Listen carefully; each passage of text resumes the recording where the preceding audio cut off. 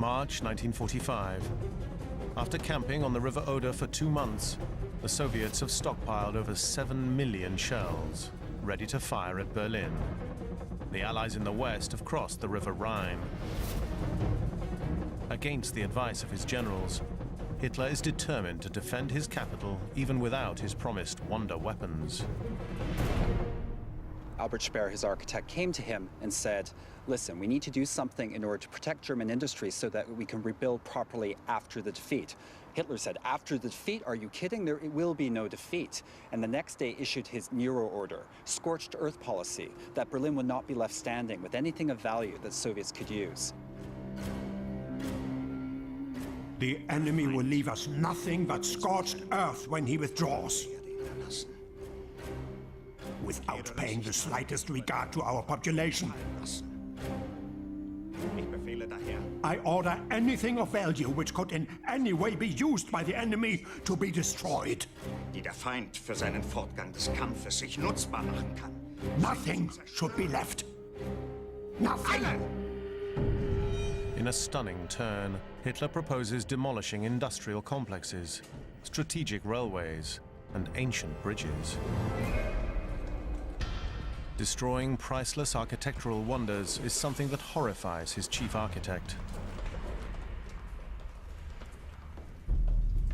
At this stage of the war, it makes no sense for us to undertake demolitions which may strike at the very life of the nation. We must leave nothing for the Russians. But by destroying everything? If you could believe that the war can still be won, if you could at least have faith in that, all would be well. Do you? I cannot with the best will in the world. I do not want to be another swine in your entourage who tells you they believe in victory when I don't.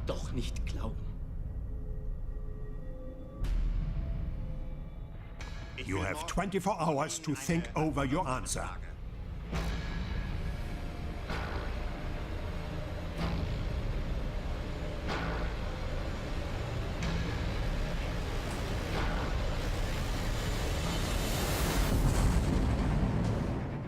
March the 30th, 1945. Albert Speer bends to Hitler's will. He starts the strategic demolition of the Nazi industrial machine. 48 kilometers away, the Soviet forces are camped on the west bank of the River Oder, 16 kilometers from the first line of defense, Seelow Heights, ready to attack. They have now assembled 41 heavily armored divisions and over 9,000 assault guns. The Russians weren't even considering attacking unless they had 10 to 1, and preferably 40 to 1, at least, at the main point of attack. In other words, overwhelming numbers. 1 million Russian troops, 2,500 tanks, and 1,500 rocket launchers. Hitler's generals know they're hugely outnumbered, but the Führer won't listen to their concerns.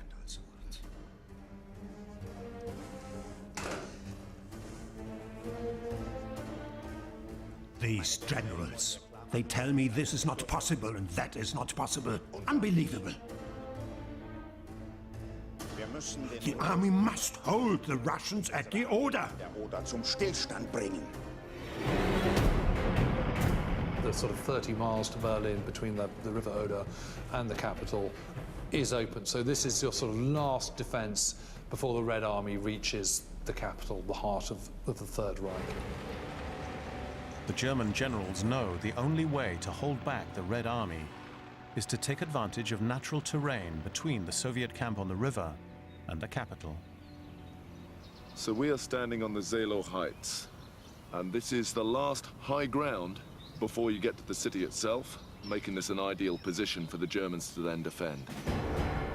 From Seelow Heights, the Germans will see the enemy's 2,500 tanks advance. The Nazis need to reduce Russian tank numbers and even the odds. Ingeniously, they exploit what already exists in the German countryside. So they're going to adapt the irrigation ditches that crisscross this landscape, and they're going to adapt them to form anti-tank ditches.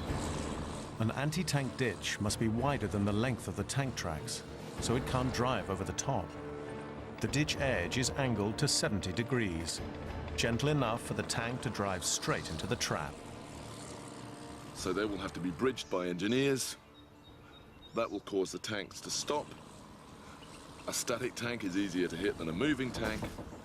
And again, around these obstacles, you can concentrate anti-tank weapons. The Germans create over 58 kilometers of trenches and anti-tank ditches to defend Silo Heights.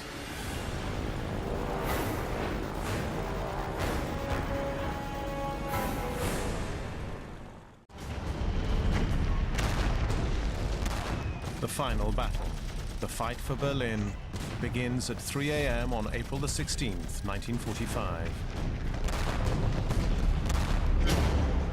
At first light, Russian tanks and infantry surge forward. The Soviets were in a rush at this point. They wanted to make their way as fast as possible into Fortress Berlin. But at the end of the first day, the Russians still haven't taken Silo Heights. To their horror, they discovered that the German defenses were much more effective than they had imagined. Amazingly, even though they're outnumbered 10-1, the Germans hold back the mighty Red Army for 4 days. No amount of German ingenuity and solid, determined defense was going to last forever. It really was only a question of time before sheer weight of numbers and dogged determination on the Soviet side won the day. Eventually, Russian engineers bridged the tank traps, and on April the 19th, the Soviets overcome Silo Heights. They've lost over 30,000 men and 700 tanks, but are one step closer to Berlin. At the Führer bunker, Hitler is celebrating his 56th birthday. In what will be his last public appearance and the last footage of him, he greets a selection of the Hitler Youth who survived Silo Heights. Adolf Hitler is congratulating and indeed decorating boys with medals of honor, the Iron Cross, for their courage in taking on Soviet tanks in many cases at close range.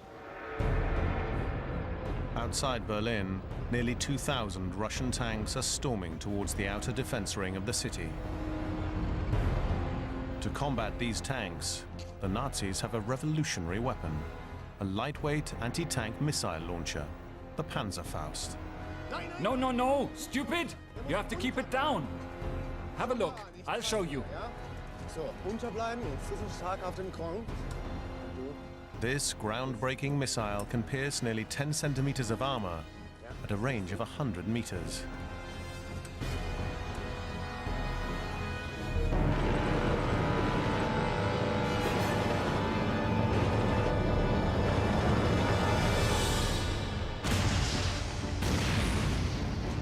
The Panzerfaust, literally the tank fist, was ahead of its time. It was very simple technology. In fact, you could give this to a young boy or an old man, and they would fire it with confidence because this is a recoil-less weapon. There's no kick. And indeed, if you can get close enough to the tank, you can be confident that the warhead will do its work. In the city, Berliners old and young train with this latest in Nazi weapon engineering. And soon they will be tested. The Soviets reach the Teltow Canal. 25th of April, the Soviet Red Army managed to cross this canal. Somehow they get inflatable boats across here. They then establish a bridgehead, and then they're bringing up barges to create improvised pontoon bridges to bring more infantry and more Soviet armor, more tanks in their wake. They are then moving, and moving fast, up to the next concentric ring within Berlin's defense system, the inner ring. The Teltow Canal, Berlin's outer defense ring, crumbles in just 4 days. The Soviets are now less than 6 kilometers from the Führer bunker. Hitler's generals want to flee, and he is furious. You all offer me cowardice and baseness. All around me is disloyalty. For years, you, my generals, have resisted me constantly. For years! You are traitors! Traitors! I can no longer lead you villains. Every order, a waste of my breath. But, gentlemen, if you believe that I will leave Berlin, Ich würde Berlin verlassen. you're sorely mistaken. Gewaltig! I'd rather put a bullet through my head. Hitler is going nowhere. He still believes his fortress Berlin will not fall to the Soviets, but they're closing in fast and have reached one of the most formidable structures in the inner defense ring, Tempelhof Airport. As a command post, this is where you've got food stored, ammunition stored, everything that's required for a defense is going to be concentrated in this particular kind of a building, in this fortress within a fortress. It's an important prize for the Soviets, as they desperately need an airport to resupply their exhausted army. But the Germans have turned the airport into a stronghold. So what you've got here is a series of towers behind me. It's like a castle in that respect. Call it the Great Wall of China in a way. You've got these flat towers where you can sight artillery without a problem. And indeed, this is a raised trench wall in a way. You can sight artillery behind this visual screen that could fire then at a higher elevation and take on the Soviets.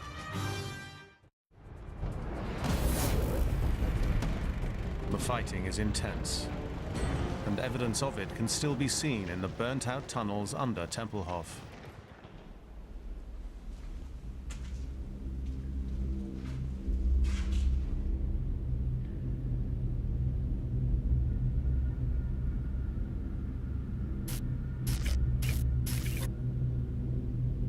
This would have been a really confusing, chaotic environment. Lots of noise, people shouting orders to and fro.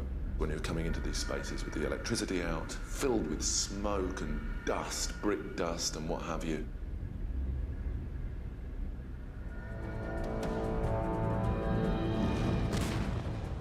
Eventually, the sheer volume of troops in the Red Army wins out. And by April the 27th, the Soviets have control of Tempelhof. It is a massive strategic victory. Just 36 hours after the battle ends in this particular place, they're actually flying biplanes into this particular part of Berlin to get Soviet casualties out, resupply, fighter aircraft are coming in. The Soviets resupply and push on. They face strong resistance from the remaining Berliners defending the city.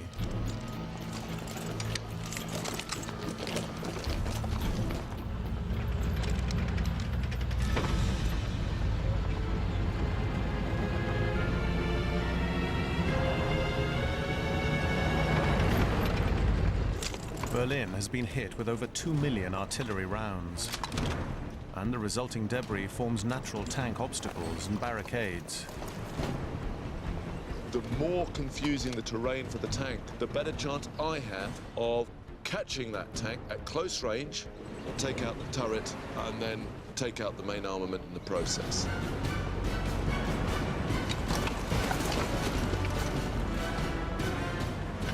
Russian tank superiority counts for little, as the Hitler Youth, with their portable Panzerfaust, adopt hit-and-run tactics.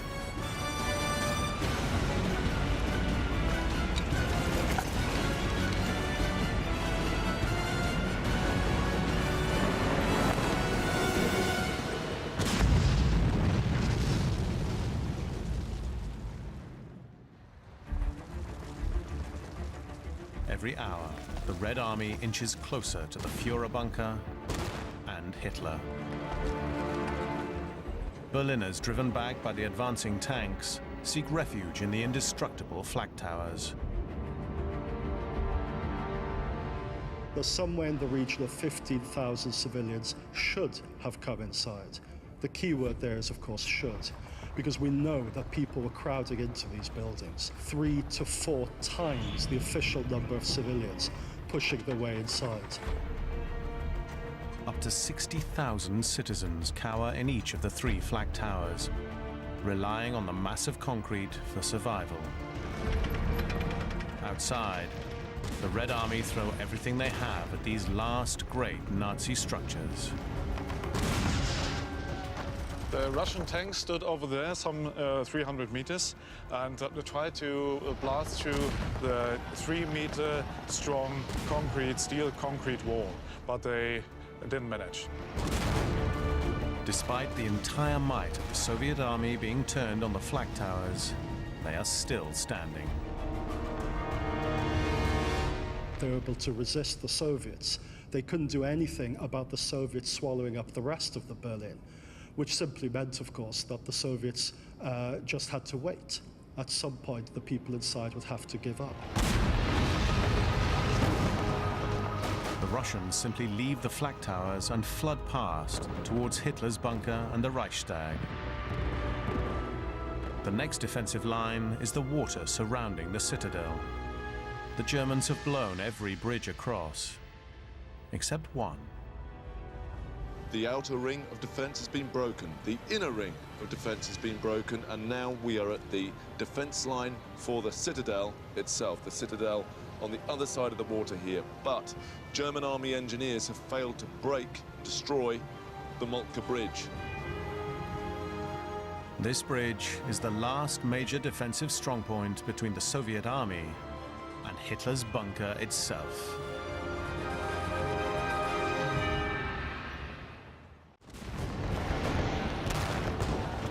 April the 28th, 1945. At dusk, the Soviets launched their attack on Berlin's citadel. If they can seize control of the Moltke Bridge, the city will fall. This bridge was heavily and bitterly defended.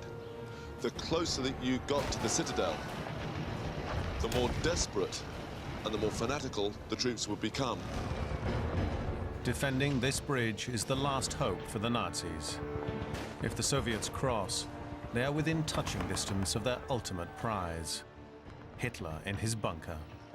It was extremely important for the Soviets to get the body of Hitler, to be able to show it to their public. They had fought so hard against him, against a regime that was a top-down regime with Hitler as the leader, the Führer.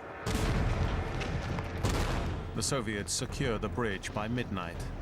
They are at last in the citadel. There is now only the Führer bunker between the Soviets and Hitler. He puts his last plan into action.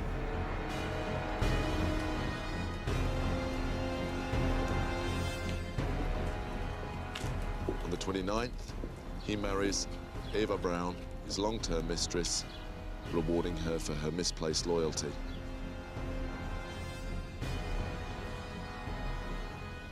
On the 30th of April, at approximately 3:30 p.m., he will commit suicide with her in the bunker itself.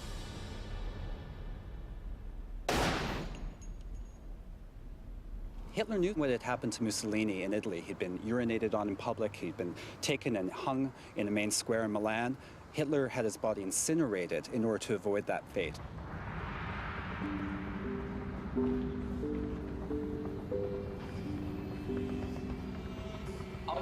From the Führer's headquarters, it is announced that our Führer, Adolf Hitler, this afternoon, at his command post in the Reichschancellery, fighting till his last breath against Bolshevism, fell for Germany. After the news of Hitler's death, Berliners felt abandoned and betrayed by the man who had set himself up as their leader, as if you like the father of the nation. Inside the flak tower, Dieter discovers tragic casualties. Nearly 4,000 Berliners decide to end their lives during the battle, instead of surrendering to the Soviets. Sergeant, have you seen Inge Dombrowski? She is dead. Lieutenant Seidler shot her.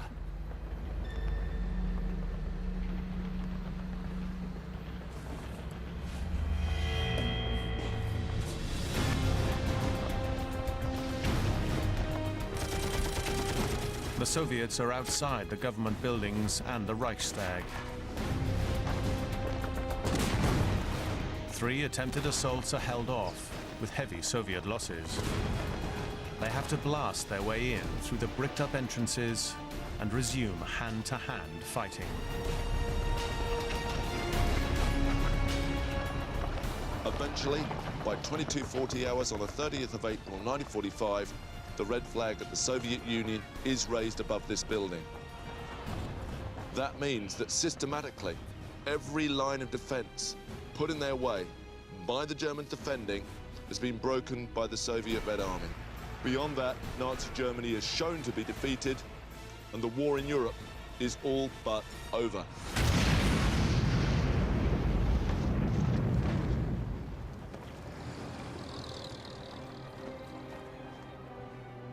A modern city revered just a few years earlier has been reduced to rubble. Just 7 hours after Hitler's suicide, Fortress Berlin has fallen.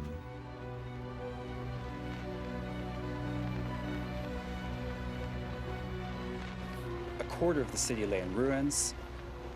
500,000 apartments were destroyed. The infrastructure of a very modern city was in tatters. There was no safe drinking water. You had women forced into slave labor, moving stones from this rubble to clear streets. And more than anything else, the stench of collapsed buildings with bodies that were rotting under it. The Soviet forces lost over 80,000 men in the Battle of Berlin. German casualties number close to double that.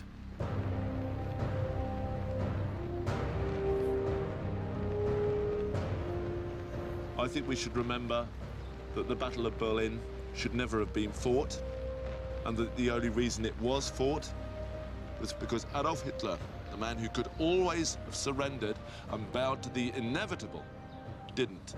And the whole of this city, and much more besides, would then be sacrificed on the altar of his ego. Albert Speer serves 20 years in jail for his role in Nazi war crimes. When released in 1966, he writes about his experience as the architect of the Third Reich. Dieter studies history at Berlin University and becomes a journalist. He dies of natural causes in 2000, aged 71. After Berlin falls, Nazi Germany officially surrenders 1 week later on May the 8th, 1945, and victory in Europe is declared. With the Japanese surrender nearly 4 months later, World War II is at an end. Despite all the military technology and megastructures pioneered by the Nazis, Hitler's Third Reich has ultimately failed, and over 60 million people have lost their lives in the deadliest conflict in history.